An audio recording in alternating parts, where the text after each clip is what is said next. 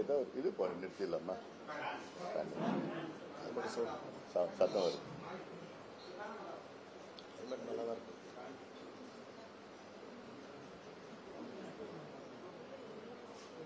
இங்க இருக்கு. இங்க ஒரு ஆள் நிக்க சொல்லு. திறந்து வர வேணாம்னு சொல்லு. இப்படி வர சொல்லு. இங்க ஒரு ஆள் நிக்க. அங்கேயே நின்றுங்க. இப்படி வர சொல்லு. போலாம். அன்பு ஊடக நண்பர்களுக்கு வணக்கம். 2 நாட்களாக வன்னியர் இடஒதுக்கீடு சம்பந்தமாக பொய்யான செய்திகள் திமுக அரசால் வெளியிடப்பட்டு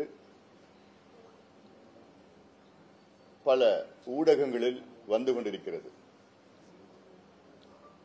இதை தெளிவுபடுத்தத்தான் இந்த செய்தியாளர்கள் சந்திப்பு.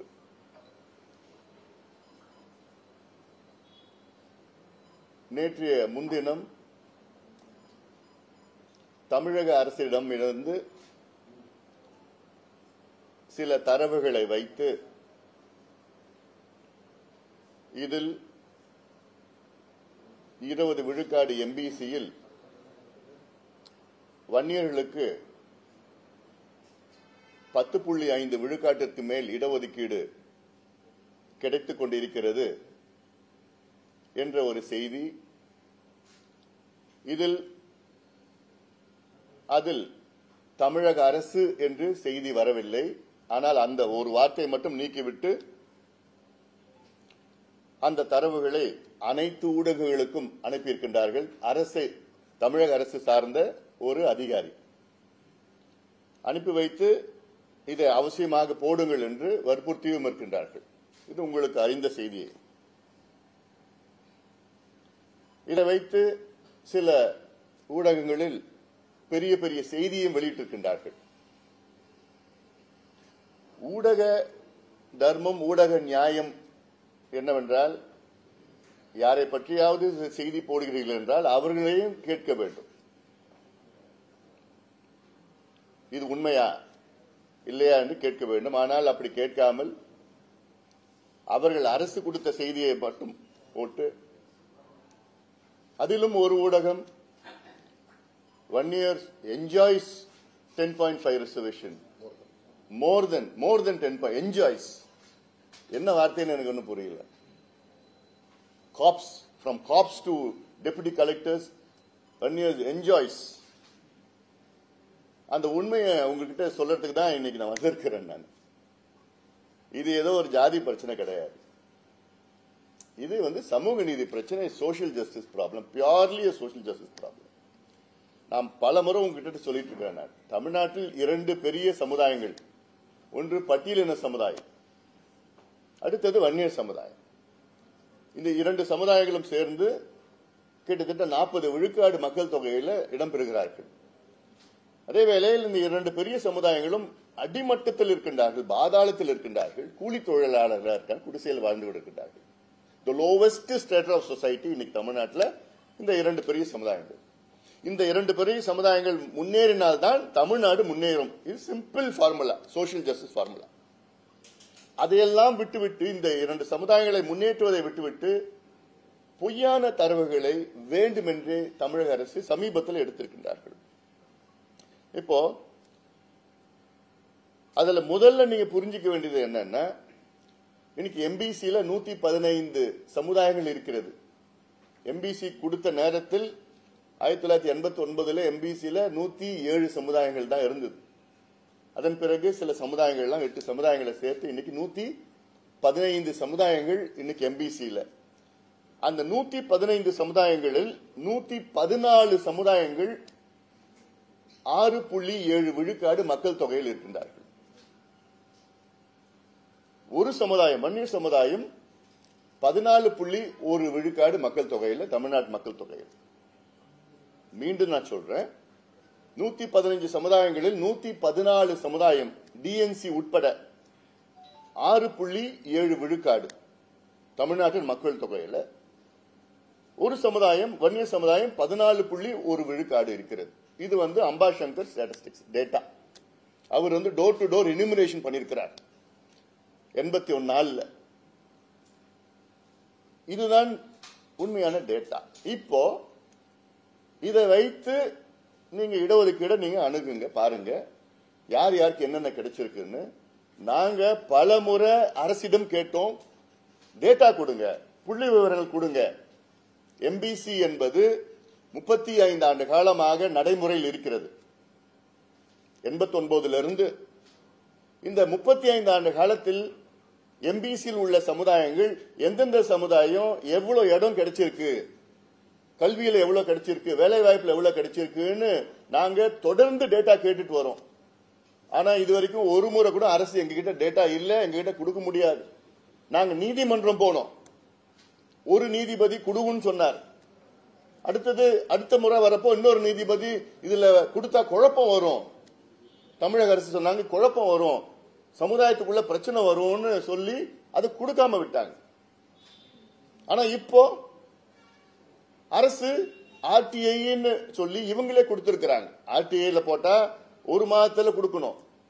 ஆனா இப்ப போட்ட ஆர்டிஐ 11 மாதத்துக்கு முன்பு போட்ட ஆர்டிஐ ஏதோ 4 நாளுக்கு முன்பு கொடுத்து வேணுமே கொடுத்து அதுல ஒன்லி செலக்டிவ் டேட்டா மட்டும் கொடுத்திருக்கிறாங்க, முழு டேட்டா வச்சிருக்கிறாங்க கொடுக்கல. செலக்டிவ் டேட்டா கொடுத்து அந்த செலக்டிவ் டேட்டா வச்சுக்கிட்டு அது மட்டும் கொடுத்து ஏதோ வன்னியர்களுக்கு 11 விழுக்காடு 12 13 விழுக்காடு கிடைக்கிறது போன்ற ஒரு தோற்றத்தை தமிழக அரசு உருவாக்கி கொண்டிருக்கின்றார். இது அவங்களுடைய அரசியல் காரணத்துக்காக பண்ணிட்டு இருக்கிறாங்க. இது மிகப்பெரிய ஒரு மோசடியா நான் பார்க்கிறேன். நான் சமூக நீதிக்கு எதிரான மிகப்பெரிய ஒரு வன்மமா நான் பார்க்கிறேன். சமூக நீதிக்கு மிகப்பெரிய வன்மமான செயல் முதலமைச்சர் ஸ்டாலின் அவர்கள் தலைமையிலே தமிழக அரசு ஈடுபட்டுக் கொண்டிருக்கிறது. It's a blatant accusation to the Chief Minister of Tamil Nadu who is going against social justice for cheap political gains. சரி, let me come back to the data. இப்ப கொடுக்கிற டேட்டா நாங்க கேட்ட data group 1, group 2, group 3, group 4 கொடுங்க. இதுவரைக்கும் தமிழக அரசு group 1 data group 2 data கொடுத்ததே கிடையாது. அவங்க சொல்ற டேட்டா குரூப் 4. குரூப் 4ல வன்னியர்கள் கான்ஸ்டபிள் லெவல்ல இவ்வளவு பேர் இருக்கிறாங்க, 12% கிடைச்சிருச்சு. அதையும் அந்த டேட்டாவும் என்ன, சில டேட்டா 2018 கொடுக்கறாங்க, சில டேட்டா 10 ஆண்டுகள் டேட்டா கொடுக்கறாங்க, சில டேட்டா 5 ஆண்டுகள் கொடுக்கறாங்க. நாங்க கேட்கறது 20 ஆண்டுகள் கொடுங்க, 30 ஆண்டுகள் கொடுங்க. வன்னியர்கள் மட்டும் இல்ல, எல்லாத்துக்கும் கொடுங்க. 115 சமுதாயத்துக்கு டேட்டா கொடுங்க. ஏன் கேட்கிறேன்னா 115 சமுதாயத்துல 30 சமுதாயத்துக்கு எந்த வேலையும் கிடைக்கல, ஒரு வேலை கூட கிடைக்கல உங்களுக்கு. 30 சமுதாயம், முடி திருத்துகிறது சமுதாயம், யாருக்கும் வேலை கிடைக்கல. சலவை தொழிலாளர் சமுதாயம், யாருக்கும் வேலை கிடைக்கல. மலைக்கோரவர் சமுதாயம், யாருக்கும் வேலை கிடைக்கல. இது வெளிப்படுத்துங்க. நாங்க வன்னியர்கள் மட்டும் கேட்கல, எல்லாத்துக்கும் வெளிப்படுத்துங்க. ஏன்னா எம்பிசில ஒரு குறிப்பிட்ட சமுதாயங்கள் மட்டும்தான் எல்லாத்தையும் தட்டிட்டு போறாங்க. முக்கியமான வேலைகள் குரூப் 1, குரூப் 2. அதுக்கு நான் ஒரு உதாரணம் நான் சொல்றேன். இன்னைக்கு உதாரணம் எதுக்கு சொல்றேன், இன்னைக்கு வன்னியர்கள் இவங்க சொல்றாங்கல்ல 10%, 11%, 20, 13% வன்னியர்கள் வேலையெல்லாம் தட்டிட்டு போறாங்க என்ஜாய்ஸா. இன்னைக்கு தமிழ்நாட்டில் 16 டிஜிபியில் இருக்காங்க, 23 ஏடிஜிபி இருக்கிறாங்க, 41 ஐஜி இருக்கிறாங்க, 29 டிஐஜி இருக்கிறாங்க. மொத்தம் 109 உயர் காவல்துறை அதிகாரிகள். இந்த 109 உயர் காவல்துறை அதிகாரிகள்ல எத்தனை வன்னியர்கள் இருக்காங்க தெரியுமா? ஒருத்தர் தான். ஐஜி லெவல்ல ஒருத்தர் இருக்காங்க. இதுதானே சமூக நீதி? இதுக்கா 21 பேர் செத்தாங்க, இதுக்கா 100 பேர் உயிரை கொடுத்தாங்க? டிஜிபி, ஏடிஜிபி, ஐஜி, டிஐஜி 109 பேர் தமிழ்நாட்டில், ஒருத்தர் தான் 1 இயர், ஒரு ஐஜி. அப்போ இதுல 10% வந்துருச்சா? எவ்வளவு வந்திருக்கு இதுல? 0.0000001%. தமிழ்நாட்டில் 53 துறைகள் இருக்கிறது, டிபார்ட்மெண்ட்ஸ் இருக்கு. இந்த 53 துறைகளில் கிட்டத்தட்ட 123 செக்ரட்டரி லெவல் போஸ்ட் இருக்குது தமிழ்நாட்டில். ஐஏஎஸ் கேடர்ல செக்ரட்டரி லெவல் போஸ்ட். அதுல எத்தனை வன்னியர்கள் தெரியுமா? ஒருத்தர் தான். அதுவும் ப்ரமோஷன்ல, டைரக்ட் கிடையாது. இதுல எவ்வளவு பிரதிநிதித்துவம் இருக்கு? இதுல 0.0000001. அப்போ 35 வருஷமா நடக்கிற இடஒதுக்கீட்டுல இன்னைக்கு நீங்க குரூப் 1 குரூப் 2ல அன்னைக்கு கிடைச்சிருந்ததுன்னா இன்னைக்கு அதுல எப்படியாவது 10 பேர் 20 பேர்னா வந்திருக்கணும்ல. இன்னைக்கு ஒருத்தர் தான் இருக்கிறாரு, அதுவும் ப்ரமோஷன்ல வந்திருக்கிறாரு. அப்ப என்ன சமூக நீதி? என்ன நீங்க தமிழக அரசு நீங்க என்ன கணக்கு எடுக்கிறீங்க? என்ன பண்றீங்க? எல்லாத்துக்கும் தானே பிரதிநிதித்துவம் வேணும்.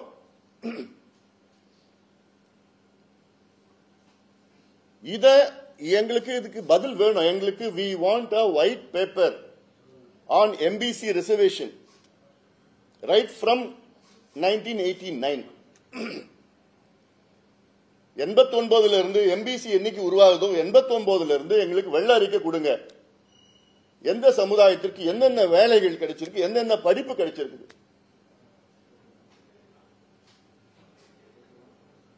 இதுல ஒரு செய்தி அந்த பேப்பர்ல, டெபுட்டி கலெக்டர் தமிழ்நாட்டில் 530 பேர், அதுல 63 பேர் வன்னியர்கள்.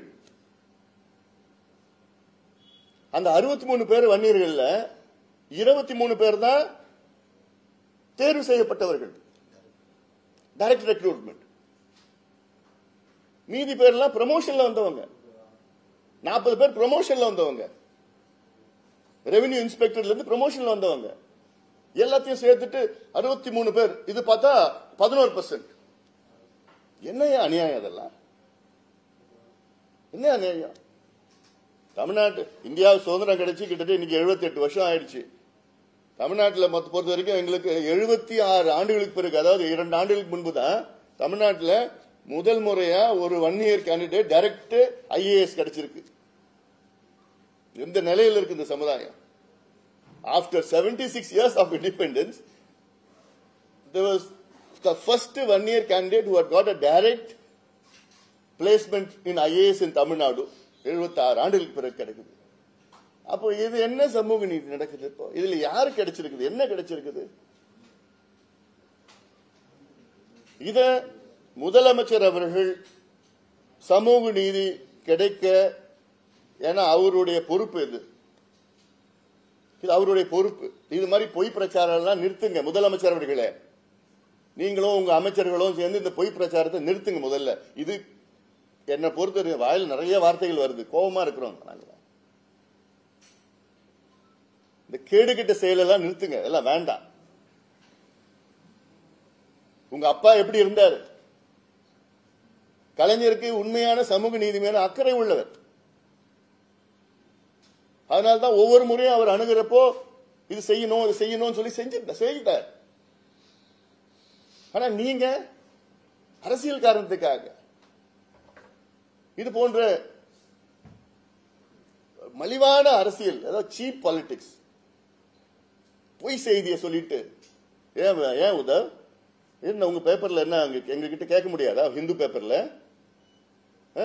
நாங்க ஹிந்து பேப்பர் எவ்வளவு மதிக்கிறோம். நாங்க அது ஒரு டேப்லர் காலம் வேற போட்டு வச்சிருக்கீங்க. Ramakrishnan is one of the most senior respected journalist. ஒரு ஆர்டிகல் போன்றீங்கன்னா எங்கிட்ட கேட்கணும்ல, எங்கிட்ட ஒப்பீனியன் கேட்கலாம்ல. பாலு நம்பர் வச்சிருக்கீங்கல்ல, அதுல என்ன ஒரு காலத்துல 2018 பத்தி அது மட்டும் தான் போட்டு வச்சிருக்கீங்க. குரூப் 4ல போட்டு வச்சிருக்கீங்க. அது இது எம்பிபிஎஸ் எவ்வளோ என்ன 10 வருஷத்துக்கு போட வேண்டியதானே? இல்ல அது தெளிவா பண்ணலாம் இல்ல, அது கேட்கலாம் இல்ல, டீட்டெயில் கேட்கலாம் இல்ல. அவங்க கொடுத்த டேட்டா கொடுத்தா அப்படியே போட்டுடுவீங்களா? கேட்க மாட்டீங்களா? ஏன் குரூப் 1 கேளுங்களா, எவ்வளவு கிடைச்சிருக்கு கேளுங்க. I will definitely speak. ஏன்னா வேற பேப்பர்ல விட பரவாயில்ல, இந்து பேப்பர்ல போய் இப்படி ஒரு சும்மா போய் ஒரு பொய் செய்றீங்க. And this is not a community issue, it's not a caste issue, it's a social justice issue. One of the most backward community is, it's நான் சொல்றேன்ல, போஸ்ட்ல டாப் போஸ்ட்ல ஒண்ணுமே கிடையாது. இன்னைக்கு கிடைச்சிருந்ததுன்னா யாராவது 109 பெரிய டாப் போலீஸ் ஆபீசர்ல ஒருத்தர் இருப்பாங்களா? This is the reality. இப்போ இது வந்து தமிழ்நாடு சிவில் சர்வீஸ் குரூப் 1, இது எங்களுக்கு கிடைச்சு நாங்க எப்படியோ எடுத்திருக்கிறோம், இந்த டேட்டா எடுத்திருக்கிறோம்.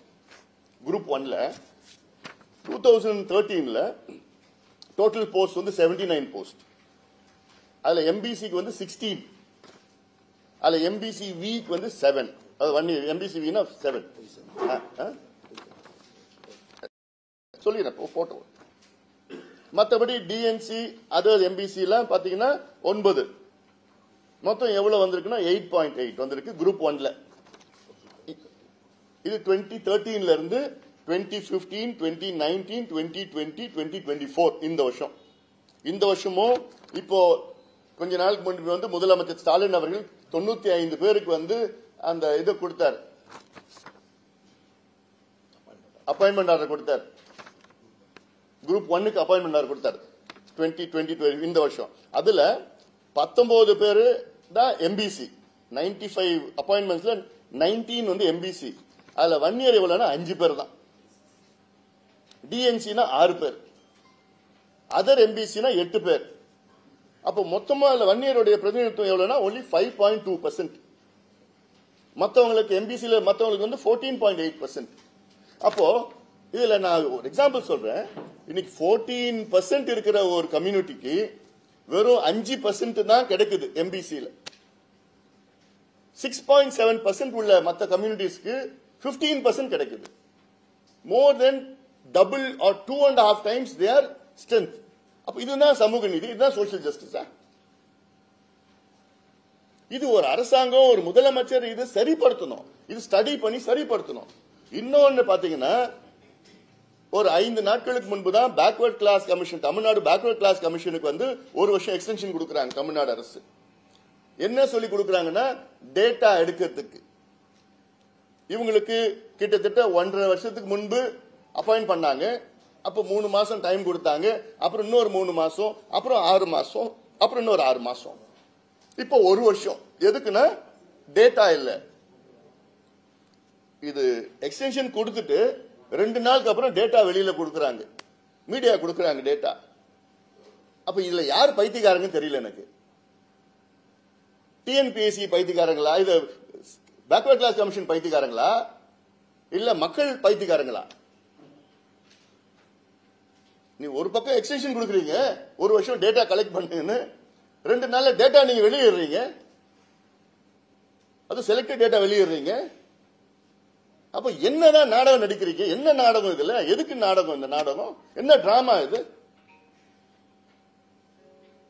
திமுகவுக்கும் சமூக நீதிக்கும் எள்ளளவும் சம்பந்தமே கிடையாது. நான் பலமுறை சொல்லியிருக்கிறேன். நான் இன்னொரு எக்ஸாம்பிள் நான் சொல்றேன். அதுக்கு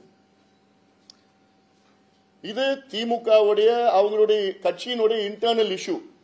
அது நான் இப்பயே சொல்றேன். It is their internal problem of the team DMK, whatever I am saying இருக்கு. இதுல எல்லா சமுதாயத்துக்கும் அமைச்சர் பதவி கொடுக்கணும். அதுல நியாயம் நிச்சயமா எல்லா சமுதாயம் கிடைக்கணும். நான் யாருமே வந்து இழிவா நான் பேசல, யாரும் வந்து அதிகமா நான் பேசல. நான் but I want to expose the DMK's social justice blank talk. உதாரணம், இப்போ நடந்து முடிய சட்டமன்ற தேர்தல் திமுகவுக்கு வந்து 131 சட்டமன்ற உறுப்பினர்கள் வெற்றி பெற்றார்கள். அந்த 131 பேர்ல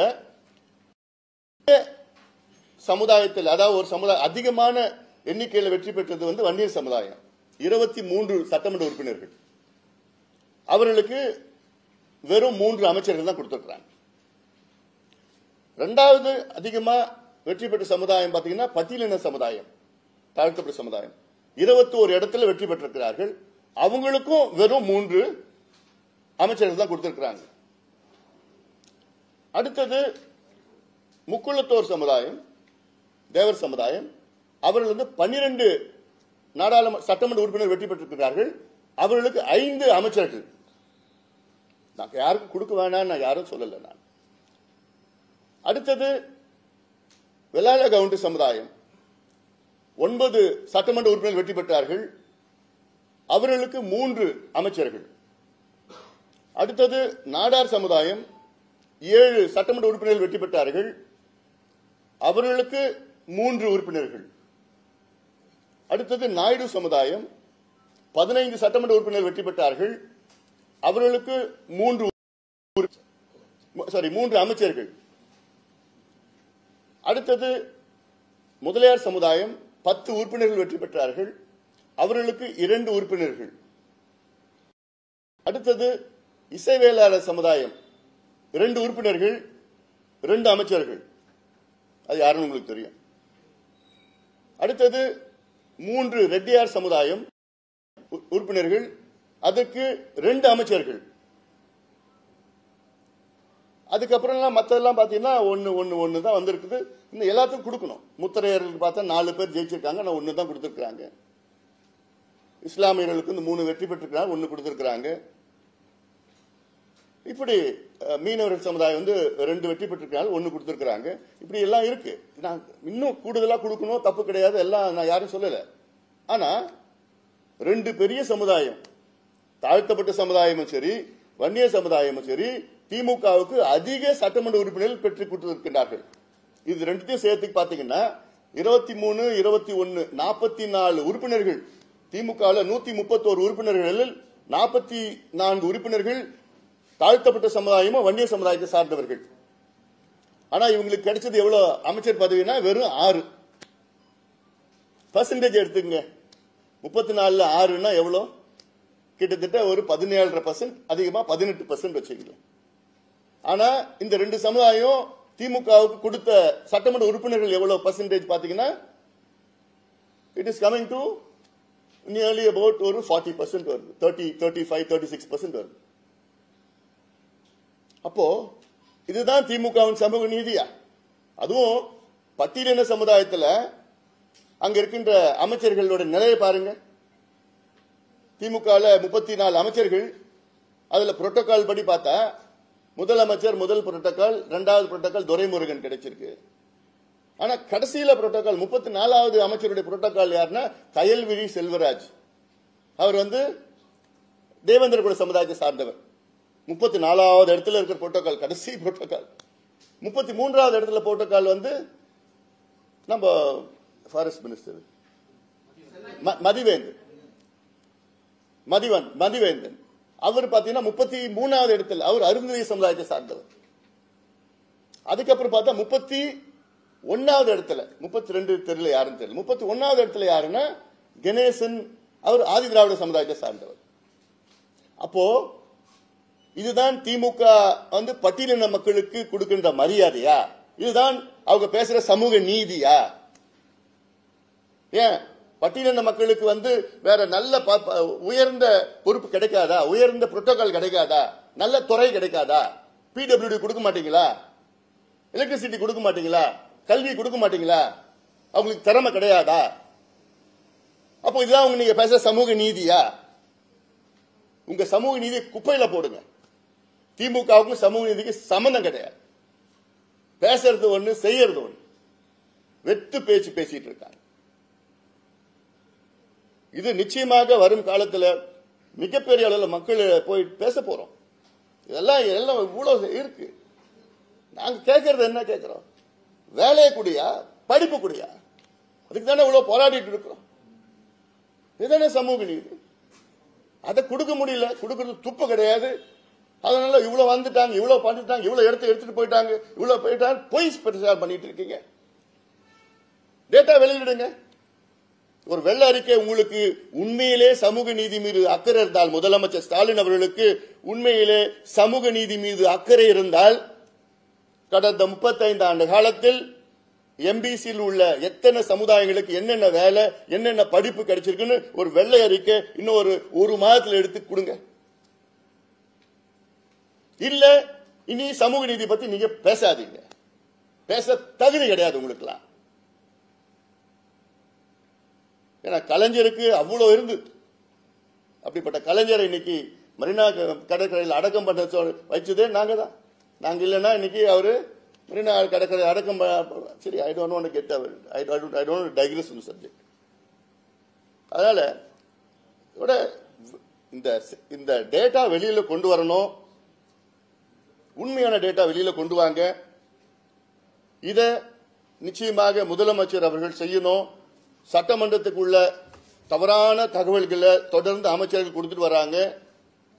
இதெல்லாம் நிறுத்திக் கொள்ளுங்கள். நாங்க கேட்கறது நியாயமான பிரதிநிதித்துவம் கேட்கிறோம், அவ்வளவுதான். நியாயமா கொடுங்க. அநியாயமா அவ்வளோலாம் வேண்டாம். நியாயமானது கொடுங்க. அது வன்னிய சமுதாயத்துக்கோ இருந்தாலும் சரி, தாழ்த்தப்பட்ட சமுதாயத்துக்கு இருந்தாலும் சரி, அது முத்திரைய சமுதாயத்துக்கு இருந்தாலும் சரி, சலவை தொழிலாளருக்கு இருந்தாலும் சரி, முடித்திருத்துகிற சமுதாயத்தில் இருந்தாலும் சரி, மீனவ சமுதாயத்தில் இருந்தாலும் சரி, மலைக்கோரவர் சமுதாயத்தில் இருந்தாலும் சரி, இந்த சமுதாயங்கள் எல்லாம் முன்னேற விடுங்கள். முன்னேற்றம் அடைய வேண்டும். அதுதான் எங்களுடைய நீதி. உண்மையான அதுதான் சமூக நீதி. அதான் எங்களுடைய கோரிக்கையா நாங்க வச்சிருக்கிறோம். அதுக்காக தான் இந்த ஊடக சந்திப்பு.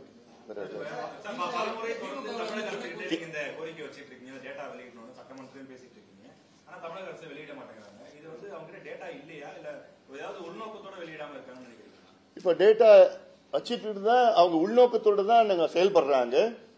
ஏன்னா நாங்க முதலமைச்சர் ஸ்டாலின் அவர்களை கிட்டத்தட்ட 2 ஆண்டு காலத்தில் எங்க மருத்துவர் ஐயா 3 முறை சந்திச்சாரு. இந்த பிரச்சனைக்காக மட்டும் நான் ஒரு 3 முறை, ஜி.கே. மணி அவர்களும் பாலு அவர்களும் கிட்டத்தட்ட ஒரு 4-5 முறை அதிகாரிகளையும் அமைச்சர்களையும் மட்டும் இல்ல 50 முறைக்கு மேல அமைச்சர்கள் அதிகாரிகள் பேக்வர்ட் கிளாஸ் கமிஷன்ல சந்திச்சு இதெல்லாம் ஒவ்வொரு முறையும் அவங்க சொல்றது டேட்டா இல்ல டேட்டா நாங்க சேகரிச்சுட்டு இருக்கிறோம். அப்போ ஆர்டிஐல போட்டு டேட்டா நீங்க வெளியில கொடுக்க முடியுது. அப்போ ஏன் ஒரு பேக்வர்ட் கிளாஸ் கமிஷன் டேட்டா கேட்கறப்போ ஏன் கொடுக்க முடியல? Backward class commission is a constitutional body. அப்போ நீங்க உண்மையிலேயே உங்களுக்கு அக்கறை இருந்ததுன்னா டேட்டா எல்லாம் கலெக்ட் பண்ணி நீங்க ஜஸ்டிஃபை பண்ணி நீங்க கொடுக்கறதுல அது வேற. நீங்க ரிசர்வேஷன் கொடுக்குறீங்களோ கொடுக்கறது அது வேற. பட் அட்லீஸ்ட் டேட்டா வச்சு நீங்க எல்லாமே சேர்ந்து கலெக்ட் பண்ணி குரூப் 1, குரூப் 2, குரூப் 3, குரூப் 4 இது கடந்த 20 ஆண்டுகள் எடுங்க. செலக்டடா 2 வருஷத்துக்கு முன்னாடி எடுக்கிறீங்க. ஏன்னா சில ஆண்டுகள் 8% கிடைக்கும், கல்வியில சொல்றேன் நான். சில ஆண்டுகள் 11% கிடைக்கும். ஆனா இதுல 8-11 வித்தியாசம் இல்லை. ஏன் 14% 1 year பாப்புலேஷன் இருக்கு. 14% 1 year பாப்புலேஷன். இது அம்பாசங்கர் ரிப்போர்ட். அவர் டோர் டு டோர் எனுமரேஷன் பண்ணியிருக்கிறார். அந்த ரிப்போர்ட் படி 14% 1 year பாப்புலேஷன்ல இவங்க 10 கொடுத்துட்டு 11 கொடுத்துட்டு 12 கொடுத்து என்ன நியாயம் இருக்கு பாருங்க. இன்னொன்னு 6.7 விழுக்காடு வச்சிருக்கிற பாப்புலேஷன் மத்தவங்கலாம் அவங்களுக்கு 15 கிடைக்குது. அப்போ என்ன சமூக நீதி இதுல இருக்கு? அப்போ இதுதானே நீங்க எடுத்து கலெக்ட் பண்ணி நீங்க கொலேட் பண்ணி பண்ணணும். ஜாதி வாரி கணக்கெடுப்பு நடத்தும் சொன்னா அதுவும் பண்ண முடியாது, எங்களுக்கு அதிகாரம் இல்லைன்னு அதுவும் சொல்றீங்க. அப்போ என்னதான் அதிகாரம் உங்களுக்கு இருக்கு? பீகார்ல நிதிஷ்குமார் பண்றாரு, செய்யறாரு, செஞ்சு முடிச்சிட்டாரு. பீகார்ல நாங்க கேட்கறது சென்சஸ் கேட்கல, நாங்க கேட்கறது சர்வே பண்ணுங்க, காஸ்ட் சர்வே பண்ணுங்க. அந்த Indian statistics act 2008 caste survey. Census பண்ணீங்கன்னா வெறும் தலையை தான் கணக்கெடுப்பாங்க. எத்தனை பேர் இருக்கிறாங்க, மீனவர்கள் எத்தனை பேர் இருக்காங்கன்னு கணக்கெடுப்பாங்க. தவிர அந்த சென்சஸ் சர்வேல தான் மீனவர்கள் எத்தனை பேர், அந்த மீனவர்களில் எத்தனை பேர் ஆண் பெண் இருக்கிறாங்க, அதுல எத்தனை பேர் படிச்சிருக்கிறாங்க, எத்தனை பேருக்கு வீடு பேர் வீட்டுல கழிப்பறைகள் இருக்கு, எத்தனை பேர் பைக் வச்சிருக்கிறாங்க, போட் இருக்குது, பட்டதாரிகள் எத்தனை பேர், அரசு வேலையில் எத்தனை பேர், அவங்களுக்கு எவ்வளவு சம்பளம் இருக்கு, இதெல்லாம் எடுக்கிறது தான் சர்வே. இந்த சர்வே எடுத்து தான் மீனவர்களுக்கு இல்லையா சரி இவங்களுக்கு எக்ஸ்ட்ரா இப்ப சுப்ரீம் கோர்ட் சொன்னாங்கல்ல உள் ஒதுக்கீடு கொடுக்கலான்னு, தடை இல்லைன்னு கொடுங்க. சலவை தொழிலாளர்களுக்கு உள் ஒதுக்கீடு கொடுங்க, மலைக்குறவர்களுக்கு உள் ஒதுக்கீடு கொடுங்க, முடித்திருத்துகின்ற சமுதாயத்துக்கு உள் ஒதுக்கீடு கொடுங்க. யாரும் வேண்டாம்னு சொல்லலையே, கொடுங்க. யார் யாருக்கு முதல்ல தெரியணுமே. அது எடுக்கிறதுக்கே இவங்களுக்கு தயக்கம் இல்ல, பயம் வந்துடுச்சு இவங்களுக்கு. அப்ப சமூக நீதி பத்தி என்ன பேசுறது, என்ன தகுதி இருக்கு உங்களுக்கு பேசுறதுக்கு?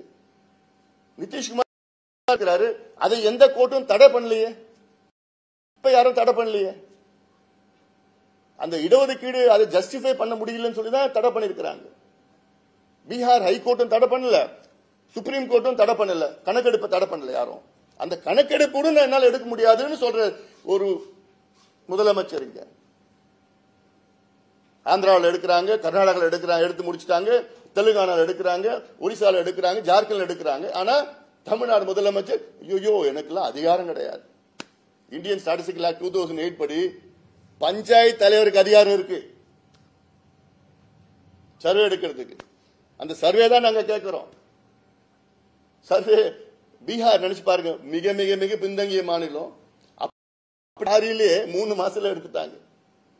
அப்படிப்பட்ட பீகார்ல நிதி ஒதுக்கீடு செஞ்சு 3 தமிழ்நாடு 1 மாசத்துல நிதி இருக்கு, எல்லாம் இருக்கு. ஆனா மனசு கிடையாது. இவங்க மனசு எல்லாம் கரும் மனசு, சமூக நீதிக்கு சம்பந்தம் இல்லாத மனசு இவங்களுக்கு எல்லாம். சமூக நீதி பேசுறது உங்களுக்கு திமுகவுக்கோ முதலமைச்சர் ஸ்டாலின் அவர்களுக்கோ அவர் அமைச்சர்களுக்கோ சமூக நீதிக்கும் சம்பந்தம் கிடையாது. மீண்டும் மீண்டும் சொல்றேன் நான். ஆனா இது மக்கள் இது அவங்க டிஎம்கே இது இந்த வரும் தேர்தலில் பார்ப்பாங்க, நல்லா பார்ப்பாங்க.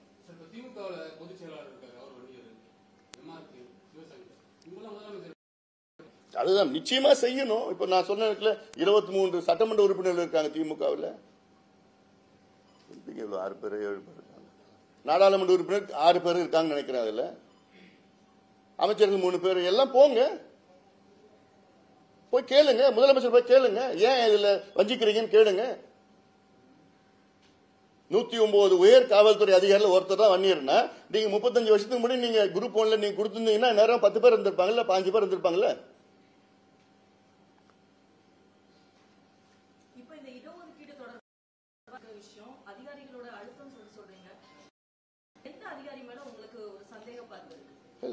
இது collective decision by the government. இது ஏதோ தனிப்பட்ட அதிகாரி சர்க்குலேட் பண்ணது, அது பிஆர்ஓ இருக்கலாம், அவ்வளவுதான். அவர் தான் எல்லாம் உங்களுக்கு ஃபோன் பண்ணி சொல்லியிருக்கிறார், போடுங்க சொல்லியிருக்கிறார். It's tactics by the government, அவ்வளவுதான். ஒட்டுமொத்த தான் பொறுப்பு இருக்கு. முதலமைச்சர்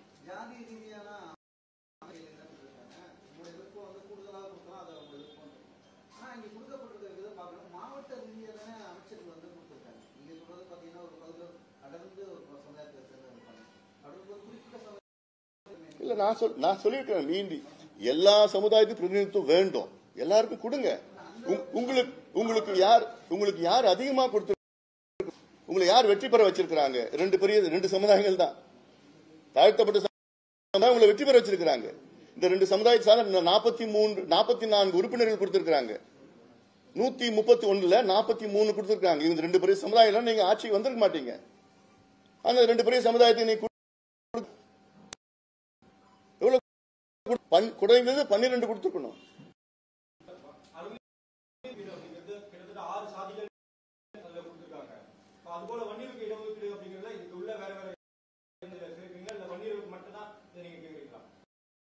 இதுல என்ன உட்பிரிவு இருக்குன்னு எனக்கு புரியல. இதுல அவங்களுக்கு சில உட்பிரிவு, இன்னொன்னு எங்களுக்கு நாங்க கோரிக்கை அப்போ நாங்க வச்ச கோரிக்கை நாடு கொடுக்கணும் பார்த்து அழுத்தம் கொடுத்து அருந்ததி வன்னியர்கள் சேர்ந்து ஐயா நடத்தினார். அதுல விழுக்காடு அருந்ததிகள் கோரிக்கை வைத்து அதன் பிறகு கலைஞர் அவர்களை பல முறை பார்த்து வலியுறுத்தி மணி தலைமையில் வச்சு போட்டு அவசியம் கொடுக்க போராட்டம் பண்ணுவாருன்னு சொன்னாருன்னு சொல்லிட்டு மணிகிட்ட ஐயாட்ட போராட்டம் பண்ண வேண்டாம்னு சொல்லுங்க, நான் நிச்சயமா நான் கொடுக்கறேன்னு சொல்லி கொடுத்தார்.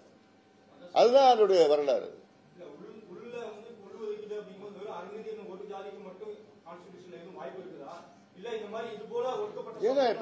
ஏங்க சுப்ரீம் கோர்ட் உங்களுக்கு தெளிவா சொல்லிட்டாங்க. சுப்ரீம் கோர்ட் யாருக்கு வேணா உள் ஒதுக்கீடு கொடுக்கலாம், கம்யூனிட்டி கொடுக்கலாம், இல்ல குரூப் ஆஃப் கொடுக்கலாம், டிபெண்டிங் ஆன் தி ஸ்டேட்ஸ். இதுக்கு முடிந்து மாநில மத்திய அரசு தான் பண்ணணும், national backward class national SC commission பரிந்துரை பண்ணலாம், அதெல்லாம் தேவையில்லைன்னு சுப்ரீம் கோர்ட் தெளிவா சொல்லிட்டாங்க. மாநில அரசு அதிகாரம் இருக்கு, மாநில அரசு உள்ள கிளாசிஃபை பண்ணலாம், எல்லா அதிகாரமும் எப்படி வேணா பண்ணலாம், சிங்கிள் கம்யூனிட்டி கொடுக்கலாம், குரூப் ஆஃப் கம்யூனிட்டிஸ் கொடுக்கலாம், எல்லாம் பண்ணலாம். அந்த அதிகாரம் மாநில அரசுக்கு இருக்குன்னு சுப்ரீம் கோர்ட் சொல்லிட்டாங்க. கான்ஸ்டிடியூஷன் 7 ஜட்ஜ் பெஞ்ச் அது. உள்ஒதுக்கீடு கொடுக்கறத டிஎன்சி சமூகங்கள் பெரிய அளவுல எதிர்க்கிறாங்க. தேனி மாவட்டம், மதுரை மாவட்டத்தில் அப்பவே போராட்டங்கள் நடந்துச்சு. எம்பிசிடி இது நான் மாத்தி கேட்கிறேன். இப்போ ரைட், நல்ல கேள்வி கேட்டீங்க. இப்போ இவங்க சொல்றாங்கல்ல டேட்டா வன்னியர்கள் வந்து 10% 11% கிடைச்சிருக்குன்னு ஒரு பக்கம் சொல்றாங்க, டேட்டா சொல்றாங்க. அப்புறம் ஏன் எதிர்க்கிறாங்க? ஏன் எதிர்க்கிறாங்க? அப்போ எதிர்க்கிறாங்கன்னா இவங்க வந்து அதிகமா 10% எதிர்க்கிறாங்க. இவங்க விட்டுட்டு போக சொல்லலாம்ல. நாங்க கேட்கறது 10 தானே கேட்கிறோம். இப்போ 10% ஆகோ அவங்களுக்கு 12% 13% கிடைக்குது அப்படின்னு இவங்க சொல்றது, நாங்க கேட்கறது 10 தானே கேட்கிறோம். நல்லதுதானே, அவங்களுக்கு நல்லது தானே. அது மீதி இருக்கிற 9.5% அவங்களுக்கு கிடைக்கும்ல. அப்புறம் ஏன் எதிர்க்கணும்?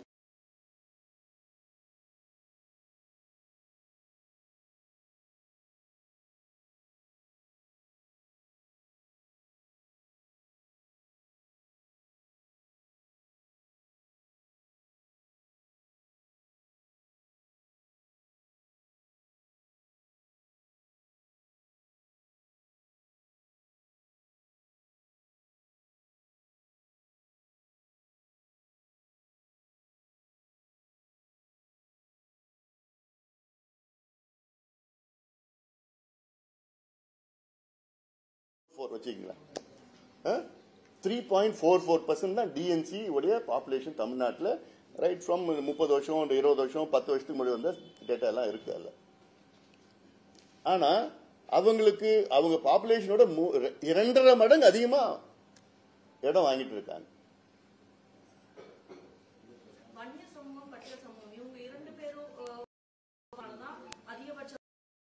அரசியல் உருவாகுதுன்னு சொல்லிட்டு இப்ப நீங்க ஒரு விஷயம் சொன்னீங்க. அதாவது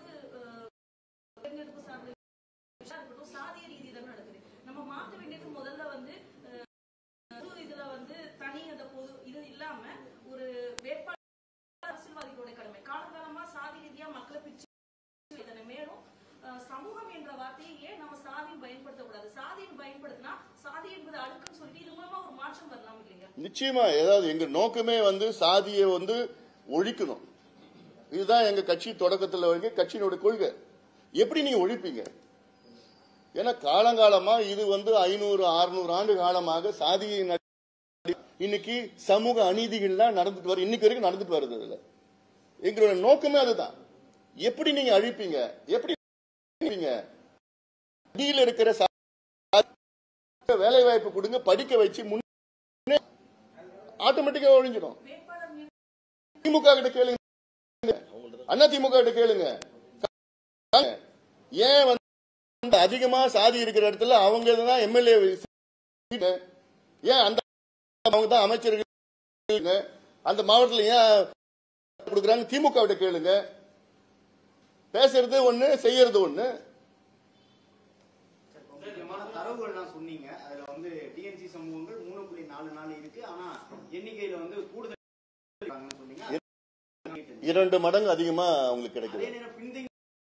நீங்க ஒரு பட்டியல் வெளியில முத்தரையர் மலைக்குறவர் மாதிரி சொல்லி அவங்களும் டிஎன்சில தான் இருக்காங்க. ஆனா டிஎன்சி சமூகம் இல்ல. அதுல என்னன்னா நடந்ததுதான். இப்போ நாங்க தணிகாச்சலம் ரிப்போர்ட் அது வந்து ஒண்ணு பண்ணல தான் சேர்த்துட்டாங்க கூட. 7 டிஎன்சி பிளஸ் இவங்க எல்லாம் சேர்த்திருக்காங்க. நீங்க மீனவர்கள் எல்லாம் டிஎன்சில சேர்க்க முடியும் வரணும்னு சொல்லிட்டு அது ஒரு உள்ள ஏகப்பட்டு நடந்திருக்குது. அதுல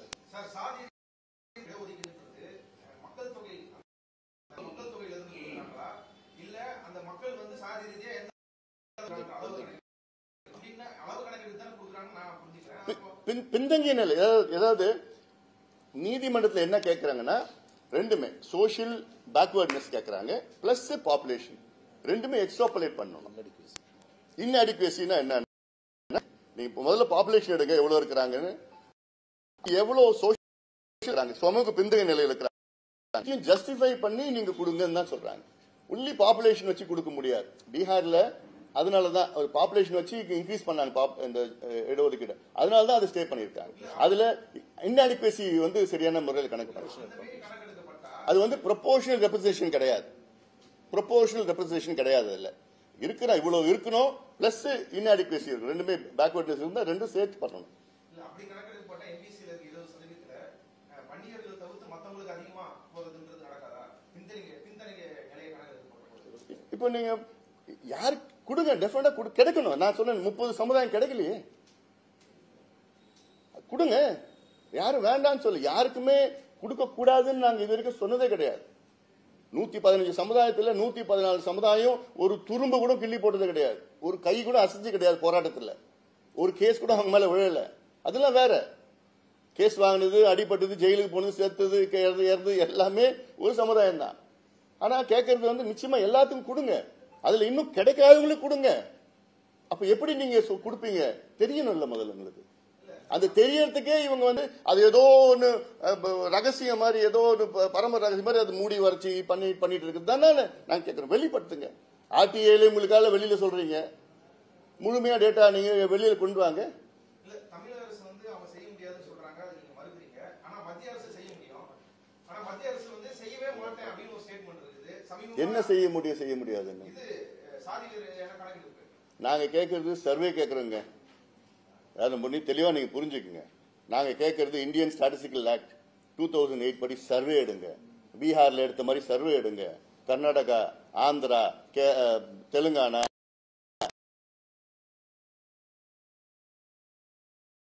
பாத்தீங்கன்னா 2026 நடக்கலாம். தள்ளியும் போலாம். டீலிமிட்டேஷன் முடி சென்சஸ் எடுக்கணும்னு தள்ளியும் போலாம். அதெல்லாம் அது நிச்சயம் கிடையாது. இல்ல ஆனாலும் இது சர்வே எடுத்து நீங்க இவ்வளோ நான் எக்ஸ்பிளைன் பண்ணிட்டு இருக்கல. நான் சென்சஸுக்கும் சர்வேக்கும் நீங்க முதல்ல புரிஞ்சுக்குங்க. சென்சஸ்ல வந்து ஒன்லி தலை கணக்கு தான் வரும்.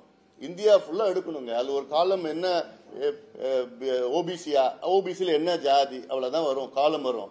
சர்வேல தான் அதுல இந்த கம்யூனிட்டியா, ஓபிசியில இங்க தமிழ்நாடு எம்பிசியா, எம்பிசியில என்ன கம்யூனிட்டி, மீனவர் கம்யூனிட்டியா, மீனவர் கம்யூனிட்டியில எங்க எந்த ஏரியா, அதுல வந்து என்ன வீடு, எவ்வளவு பெரிய வீடு இருக்கு, குடிசையில் இருக்கிறீங்களா, அல்ல வீட்டுல டாய்லெட் இருக்குதா, தண்ணி பைப் தண்ணியா, இல்ல கிணறா, போரா, அவங்க எத்தனை பட்டதாரிகள் இருக்கிறாங்க, அவங்க வீட்டுல பைக் வச்சிருக்காங்களா, கார் வச்சிருக்காங்களா, அவங்க அரசு வேலையில இருக்கிறாங்களா, இது எல்லாமே வந்து ஸ்டேட் தான் எடுக்க முடியும். சென்ட்ரல்ல எடுக்கிறது வாய்ப்பே கிடையாது. இந்த டீடைல் சென்ட்ரல் எடுக்க முடியாது. அதுல ஸ்டேட் தான் எடுக்க முடியும். அதுல தமிழக அரசு அந்த வெளியிட்டிருக்கக்கூடிய அந்த அறிவிப்புல எம்பிசி பட்டியலுக்கு கூடுதலாக இடஒதுக்கீடு கிடைச்சிருக்கு. குறிப்பாக வந்து வன்னிய சமுதாயத்துக்கு அதிகமாக தகவல் வந்து சொல்றாங்க. அதை பார்க்கும்போது எம்பிசியில இருக்கக்கூடிய மக்கள் வந்து குறிப்பாக வன்னியர் மக்கள் மட்டும் வந்து குறிப்பிட்ட அளவு தான் கிடைச்சிருக்கு, மற்றவங்க அதே மக்கள். அவங்க சொல்றது கூட மற்றவங்க கம்பேர் பண்ணுறது அதிகமாக தான் சார் கிடைச்சிருக்கு. யாரு கிடைச்சிருக்கு? தமிழக அரசு அதான் போய் இந்த சந்திப்பே அதுக்கு தானே சொல்றேன். பொய், அதாவது இந்த சந்திப்பே வந்து அப்பட்டமா பொய் சொல்றாங்கன்னு தான் இந்த சந்திப்பை நான் சொல்றேன். இப்ப ஸ்டாட்டிஸ்டிக்ஸ் சொல்லிட்டு இருக்கிறேன். இல்ல அல்ல ஒரு நீங்க சொல்றத வந்து பொய்ன்னு சொல்றீங்க. ஆனா குறிப்பிட்டு நீங்க சொல்லும்போது எம்பிசியில இருக்கக்கூடிய வன்னியர்களுக்கு இடஒதுக்கீடு அதிகமா கிடைக்கல, மற்றவங்களுக்கு வந்து கிடைக்குது, அது புள்ளி ஒரு தகவல் தெரியல அப்படின்னு நீங்க சொல்ல வரீங்க. இல்லைங்க. அதாவது இதுல எப்படின்னா செலக்டிவா குரூப் 4 கான்ஸ்டபிள் எடுத்திருக்காங்க. கான்ஸ்டபிள்ல சில வருஷத்துல 10% கிடைச்சிருக்குது, 10% கிடைச்சிருக்குது. டிஎஸ்பி எத்தனை சொல்லல, கிளர்க் சொல்றாங்க, டெபுட்டி கலெக்டர் எத்தனை சொல்ல மாட்டாங்க, டிஸ்ட்ரிக்ட் ஜட்ஜ் எத்தனை சொல்ல மாட்டாங்க, அசிஸ்டன்ட் கமிஷனர் இதுல சொல்ல மாட்டாங்க, ஹெச்ஆர்என்சி எல்லாம் சொல்ல மாட்டாங்க, அதெல்லாம் சொல்ல மாட்டாங்க. அதனால நான் சொல்றேன், இப்போ அதுல இல்லாதனாலதான் இன்னைக்கு வந்து 109 உயர் காவல்துறை போலீஸ் ஆபீசர்ல ஒண்ணுதான் இருக்கிறாங்க. ஐஜி லெவல்ல தமிழ்நாட்டில் மொத்தம் 14% மக்கள் தொகையில ஒரு ஐஜி லெவல் ஆபீசர் தான் இருக்குன்னா இது எவ்வளவு சமூக அநீதி. இது என்னம்மா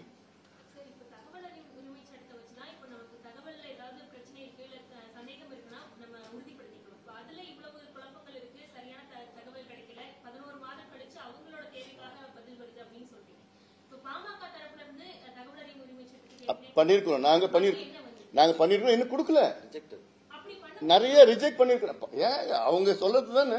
இப்போ அவங்க இல்ல, அதாவது என்னன்னா எங்களுக்கு தகவல் இல்லைன்னு சொல்லி கொடுக்குறாங்க, அவ்வளவுதான். என்ன சொல்றாங்க, எங்களுக்கு தகவல் இல்லை, வரல. இல்ல சேகரிச்சிருக்கிறோம், அவ்வளவுதான் வருது, ரிப்ளை வருது எங்களுக்கு. ஐயாவே கேஸ் போட்டாரு ஹைகோர்ட்ல. அது வந்து இல்ல டிஸ்மிஸ் பண்ணிட்டாங்க கேஸ். ஏன் என்னன்னு சொல்லிட்டு தமிழ்நாடு அரசு என்ன பண்ணாங்கன்னா, அந்த தகவல்லாம் வெளியில வந்துச்சுன்னா சமுதாயங்களுக்குள்ள பிரச்சனை வரும். இதுதான் தமிழக அரசு வாதம் பண்ணாங்க ஹைகோர்ட்ல.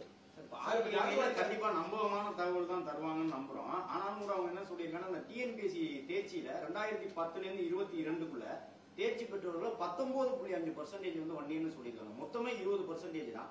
10 வருஷத்துல தேர்வானதுல 19.5 வன்னியர்ங்கிறது பெரிய முரண்பாடா இருக்கு. அதான் சொல்றேன், இதுதான் நீங்க இந்த கேள்வி அவங்க கிட்ட கேட்கணும். நீங்க அது யார் கொடுத்தான்னு நீங்க தான் சொல்லணும். உங்களுக்கு யார் கொடுத்தா உதவு தான் சொல்லணும்.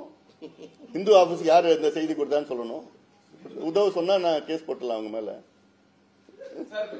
இல்ல இல்ல இன்னொன்னு கூட அதுலயே நீங்க இன்னொரு காலம் பண்ணுங்க. மொத்தம் இருக்கிறது 17 இடங்களுக்கு வந்து செலக்ட் பண்ணிருக்காங்க. அந்த 17ல வந்து எம்பிசி வந்து 7ன்னு போட்டிருக்காங்க. அதுலயே இருக்கு 7 பேர் எம்பிசின்னு. எப்படி 17ல வந்து எம்பிசி மொத்தம் எப்படி 7 வரும்? 20க்கு மேல போகும்ல. அதுலயே தப்பு இல்ல அப்ப சொல்றது. அப்போ இது எல்லாமே குக்ட் அப் ஃபேக்ட்ஸ் தானே பண்ணிட்டு இருக்காங்க. அதுல போனோம் இல்ல நாங்க வந்து இது வந்து இவங்க கொடுப்பாங்க. ஒவ்வொரு முறையும் வந்து முதலமைச்சர் வந்து இது வந்து நாங்க கணக்கெடுக்கிறோம் பண்றோம், டேட்டா வச்சு நாங்க ஜஸ்டிஃபை பண்றோம் ஒவ்வொரு முறையும் சொல்லியே கிட்டத்தட்ட 2 ஆண்டு காலம் நாங்க அமைதியா சரி பண்ணுவாங்கன்னு அந்த ஒரு சட்டசபையிலே சொல்லியிருக்காரு முதலமைச்சர். சட்டசபையிலே 2023 சொல்லியிருக்கிறார் நிச்சயமா நாங்க செய்வோம்னு. அந்த நம்பிக்கையில தான் இவ்வளவு நாள் இருந்துட்டோம். இப்ப வந்து நிச்சயமா ஏமாத்திருக்காங்க, உறுதியா ஏமாத்திருக்காங்க. ஆனா நிச்சயமா இதுல வந்து விளைவுகளை சந்திப்பாங்க. ஜாதிவாரி கணக்கெடுப்புல இப்ப திமுகவோட வாதம் என்ன அப்படின்னா, இப்ப நம்மளுக்கு ஒரு மாநில கணக்கெடுப்பு நீங்க சொல்ற மாதிரியே வந்து சர்வே எடுத்தாங்க அப்படின்னா, பீகார் மாதிரியே சுப்ரீம் கோர்ட் வந்து ஸ்டே பண்ணி வச்சிரும், அதை இம்ப்ளிமெண்ட் பண்ண விட மாட்டாங்கன்னு சொல்லி ஆர்எஸ் பாரதி மாதிரியான தலைவர்கள் சொல்றாங்க. இது வந்து சுப்ரீம் கோர்ட்ல போனா தாங்காது. சோ வந்து இப்ப ஒன்னே ஒண்ணு நீங்க புரிஞ்சுக்கணும், பீகார்ல வந்து சர்வே இன்னும் யாரும் ஸ்டே பண்ணல. சர்வே வந்து யாரும் ஸ்டே பண்ணல. பீகாருடைய ஹைகோர்ட்டும் சரி இந்தியாவுடைய சுப்ரீம் கோர்ட்டும் பீகார் எடுத்த சர்வே வந்து ஸ்டே பண்ணல. பண்ணல. அதை வைத்து சர்வே வைத்து அவங்க வந்து ரிசர்வேஷன் வந்து 60ல இருந்து 75 இன்க்ரீஸ் பண்ணியிருக்காங்க. அது வந்து அவங்க சொல்ற காரணம் வந்து இது வந்து ப்ரொபோர்ஷனல் ரெப்ரசன்டேஷன் கிடையாது ரிசர்வேஷன். இது வந்து இன்அடிக்வசியும் ரெண்டுமே சேர்த்து தான் நீங்க பண்ணணும். அந்த காரணத்துக்காக தான் ஸ்டே பண்ணியிருக்காங்க. இப்போ அது வந்து சுப்ரீம் கோர்ட் போயிருக்கு. சுப்ரீம் கோர்ட்ல வந்து நாங்க we will hear it larger hearing in September சொல்லிருக்காங்க. அவ்வளவுதான். அதனால யாருமே வந்து சர்வே ஸ்டே பண்ணவே இல்லை. இங்க சர்வே கூட நடக்கிறதுக்கு பயப்படுறாங்க. அது இல்லாம இன்னொன்னு முக்கியமானது என்னன்னா, தமிழ்நாட்டில் 69 விழுக்காடு இடஒதுக்கீடுக்கு நீ ஆபத்து வந்திருக்கு. இது நான் திருப்பி தினம் நான் சொல்லிட்டு வரேன் முதலமைச்சர் கிட்ட. முதலமைச்சர் இது கண்டுக்கிற மாதிரி எனக்கு தெரியல. ஏன்னா 2007ல வழக்கு போட்டாங்க. அந்த வழக்கு 1993ல வழக்கு போட்டாங்க. மண்டல் கமிஷன் வந்ததுக்கு அப்புறம் இந்திரா சாணி கேஸ் வந்து 50% தான் இருக்கணும்னு சொன்னதுக்கு அப்புறம் உடனே 93ல வழக்கு போட்டாங்க. 94ல அந்த வழக்குக்கு பிறகுதான் அன்றைய முதலமைச்சர் ஜெயலலிதா அம்மையார் வந்து அந்த நமக்கு தமிழ்நாட்டில் கிடைக்கிற 69 விழுக்காடு இடஒதுக்கீடு வந்து 9வது அட்டவணையில் 9th ஷெட்யூல்ல வந்து ப்ரொடெக்ஷன் கொடுத்திருக்காங்க. நம்ம தமிழ்நாடு சட்டத்துக்கு அந்த அங்க ப்ரொடெக்ஷன் இருக்கு. அதன் பிறகு இந்த கேஸ் வந்து 2007 தான் வந்தது. 2007ல வந்து 2010 தீர்ப்பு கொடுக்குறாங்க. அப்போ சுப்ரீம் கோர்ட் சீஃப் ஜஸ்டிஸ் கொடுக்குற தீர்ப்பு என்னன்னா, இன்னைக்கு நாங்க 69 விழுக்காடு இடஒதுக்கீடு நாங்க ஒத்துக்கிறோம், அலோ பண்றோம், ப்ரொவைடட் 1 வருஷத்துக்குள்ள நீங்க டேட்டா எடுத்து நீங்க ஜஸ்டிஃபை பண்ணணும். 2010ல சொல்றாங்க. 2011ல அதுக்கப்புறம் கலைஞர் ஆட்சியில நாங்க 10ல ஐயா கலைஞர் போய் பாக்குறாரு. இது சுப்ரீம் கோர்ட் இதில் ஜட்ஜ்மெண்ட்லாம் சொல்றாரு, நிச்சயமா நான் பண்றேன்னு கலைஞர் உதவி கொடுக்குறான், நான் பண்ணல. 2011 ஜெயலலிதா அம்மையார் வராங்க. அப்போ வந்து ஜனார்தன் கமிஷன்ல போயிட்டு ஏதோ ஒரு ஃபேக்ட் டேட்டாலாம் சொல்லி 69% ரிசர்வேஷன்ல 75% வந்து எஸ்சி எஸ்டி எம்பிசி ஓபிசி எல்லாம் இருக்கிறாங்கன்னு சொல்லிட்டு ஏதோ புள்ளி விவரத்தை கொடுக்குறாங்க. அது வந்து கோர்ட்ல வந்து அது வந்து ஜஸ்ட் ஒரு அக்செப்டன்ஸ்னா இல்ல, அப்படியே பெண்டிங்ல வச்சிருக்காங்க. அப்புறம் 2016ல ஒரு பையன் கேஸ் போடுறாரு. அப்புறம் திருப்பி 2021 இன்னொரு நபர் வந்து கேஸ் போடுறாரு சுப்ரீம் கோர்ட்ல, ஏன் 50% கேப் பண்ணக்கூடாதுன்னு சொல்லி கேஸ் போடுறாங்க. இந்த கேஸ் வந்து அப்போ மராத்தா ஜட்மெண்ட் ரிசர்வேஷன் இஷ்யூ ஓடிட்டு இருக்கிறதுனால சுப்ரீம் கோர்ட்ல என்ன சொன்னாங்க, மராத்தா ஜட்மெண்ட் பிறகு நாங்க இதை எடுப்போம் எடுத்து சொன்னாங்க. அப்புறம் ஏடிஎம்கே கவர்மெண்ட்ல குலசேகரன் ஜஸ்டிஸ் குலசேகரன் கமிஷனை போடுறாங்க. ஏன்னா 69% ரெசர்வேஷனை பாதுகாக்க அந்த டேர்ம்ஸ் ஆஃப் ரெஃபரன்ஸே இருக்கு. 69% ரெசர்வேஷன் பாதுகாக்க ஜஸ்டிஸ் குலசேகரன் கமிஷனை போடுறாங்க. அவங்களுக்கு 6 மாசம் டைம் கொடுக்கறாங்க. அதுக்கப்புறம் பார்த்தா திமுக வந்ததுக்கு அப்புறம் அந்த கமிஷனே நீக்கிறாங்க. அப்போ உண்மையிலே திமுகவுக்கு வந்து சமூக நீதி மேல அக்கறை இருந்ததுன்னா அந்த குலசேகரன் கமிஷன் எதுக்குன்னா 69% ரெசர்வேஷன் பாதுகாக்க டேட்டா எடுக்கணும் அவரு. ஆனா அதையும் கமிஷன் எடுத்துடுறாங்க. இப்போ அந்த கேஸ் சுப்ரீம் கோர்ட்ல இருக்கு. என்னைக்குன்னா வரும். வந்ததுன்னா ஜட்ஜி கேட்கிற முதல் கேள்வி டேட்டா இருக்கா, டேட்டா இல்லைன்னா 69% ரிசர்வேஷன் முடிஞ்சிருச்சு, அவ்வளவுதான். இதை நான் திருப்பி சொல்லிட்டு இருக்கிறேன். இதுக்கு நீங்க சென்சஸ் டேட்டா எல்லாம் தேவையில்லை, ஏதோ ஒரு டேட்டா கொடுங்க. இந்தியன் ஸ்டாட்டிஸ்டிக்கல் ஆக்ட் 2008 டேட்டா வச்சா நிச்சயமா ஏத்துப்பாங்க. அதுவும் டேட்டா தான். டேட்டாஸ் அவங்க தான் டேட்டா கொடுக்கணும், இவங்க எடுக்க முடியாதுலாம் கிடையாது. பீகார்ல எடுத்த டேட்டா மாதிரி இந்தியன் ஸ்டாட்டிஸ்டிக்கல் ஆக்ட் 2008 டேட்டா எடுத்து சுப்ரீம் கோர்ட்ல போய் டேட்டா இவ்வளவு இருக்கு, 69% மேல எஸ்சி எஸ்டி பிசி எம்பிசி இருக்கிறாங்கன்னு ஜஸ்டிஃபை பண்ணணும். அதுக்கு டேட்டா எடுக்கணும். இல்ல நிச்சயமா மிகப்பெரிய பிரச்சனை வரும். இந்த ரிசர்வேஷன் 69 போயிடும். இவருடைய முதலமைச்சர் ஸ்டாலின் அவர்களுடைய சுயநலத்துக்காக வந்து இன்னைக்கு தமிழ்நாட்டில் உள்ள 69 விழுக்காடு இடஒதுக்கீடு ஆபத்து வந்திருக்கிறது.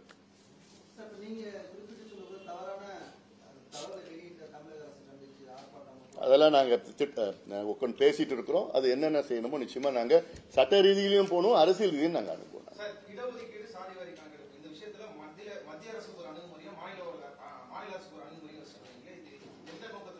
என்ன அணுகுமுறை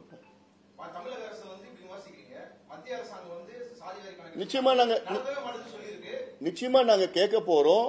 நாங்க உறுதியா நாங்க கேட்போம், கேட்டுட்டு இருக்கிறோம். இனியும் நாங்க கேட்க போறோம். மத்திய அரசு அதாவது 2026 தான் வந்து சென்சஸ் எடுப்பாங்க.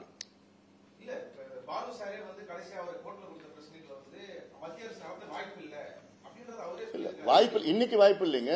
ஏங்க இன்னைக்கு எனக்கு பசி எடுக்குதுங்க. இல்ல நாளைக்கு தான் உனக்கு சாப்பாடு போடுவேன்னு சொல்றது இல்ல. என்ன இருக்குது, இன்னைக்கு பசி எடுக்கு, இன்னைக்கு வேணும் எனக்கு சாப்பாடு. இல்ல நீ 3 நாள் வெயிட் பண்ணு, 3 நாளுக்கு அப்புறம் உனக்கு பிரியாணி என்ன போடுறேன்னு சொல்றது எல்லாம் என்ன இருக்கு. யாரு உங்களுக்கு தெரியுமா என்ன நடக்குது? அதாவது இப்ப மட்டும் கிடையாது, நான் அமைச்சரா இருந்த நேரத்துல இருந்து இந்த கோரிக்கை வச்சிட்டு இருக்கிறோம். நான் அமைச்சரா இருந்த நேரத்தில் 135 நாடாளுமன்ற உறுப்பினர்கள் கையெழுத்து வாங்கி அன்றைய அமைச்சர் உள்துறை அமைச்சர் சிவராஜ் பட்டேல போய் பார்த்து நீங்க உடனடியாக ஜாதிவாரி கணக்கெடுப்பு கூட சென்சஸ் கூட நடத்தணும்னு சொல்லிட்டு நாங்க கோரிக்கை வச்சோம். அப்புறம் ஒரு அங்க டெல்லியிலே ஒரு நேஷனல் கான்பரன்ஸ் வச்சோம், அழுத்தம் கொடுத்தோம். பார்லிமெண்ட்ல அழுத்தம் கொடுத்ததுக்கு பிறகுதான் அப்போ வந்து அன்னைக்கு அமைச்சர் பிரணாப் முகர்ஜி வந்து சொன்னார், பார்லிமெண்ட்ல சொன்னார், அடுத்த 2011 சென்சஸ்ல நிச்சயமா நாங்க கொண்டு வருவோம் சொன்னார். ஒண்ணு. அதுக்கப்புறம் 2011 நாங்க அப்போ இல்ல, நாங்க ஆட்சியில் இல்ல. என்னப்பா என்ன அவசரம், அவ்வளவு உணர்ச்சி படுறீங்க? என்ன அது, நான் தான் உணர்ச்சி வசப்படணும்? நீங்க மீடியா நீங்க அமைதியா கொஞ்சம் பதமா கேளுங்க. டென்ஷன். தண்ணி கொடுப்பா, தண்ணி கொடு. இல்ல தண்ணி கொடுப்பா, தண்ணி கொடுப்பா. இல்ல நிச்சயமா எங்களுடைய தேர்தல் அறிக்கையில இருக்கு. நாங்க மோடி கிட்ட கேட்டு இருக்கிறோம், இனியும் கேட்க போறோம், நிச்சயமா செய்ய போறோம். திருப்தியாப்பா, இன்னும் திருப்தி தானே? ரைட். அதான் வெளியில அதாவது அறகுறையா, அதாவது கேஸ்ட் சென்சஸ் எடுக்கிறது வந்து ஹோம் மினிஸ்ட்ரி தான் எடுக்கணும். அப்ப என்ன பண்றாங்க, சோசியல் வெல்ஃபேர் மினிஸ்ட்ரி கிட்ட அவங்க கிட்ட வந்து டெக்னாலஜியும் கிடையாது, ஆளும் கிடையாது, ஒன்னும் கிடையாது. ஏதோ ஒன்று பேருக்குன்னு எடுத்து வச்சுட்டாங்க, 2003 வச்சுட்டாங்க. அதெல்லாம் இன்னும் அதை வரையான பிரச்சனை, நிறைய குழப்பங்கள்லாம் இருக்குது. அதுல இருக்கு, அது உண்மையா இருக்கு போறது. அது வேண்டாம். நம்பர்னா அது என்ன பொறுத்த வரைக்கும் அது நிறைய குழப்பங்கள் தான் வரும், கன்ஃபியூஷன் தான் வரும். இப்ப இன்னொரு 2 வருஷத்துல எடுக்க போறாங்க. நன்றி. சும்மா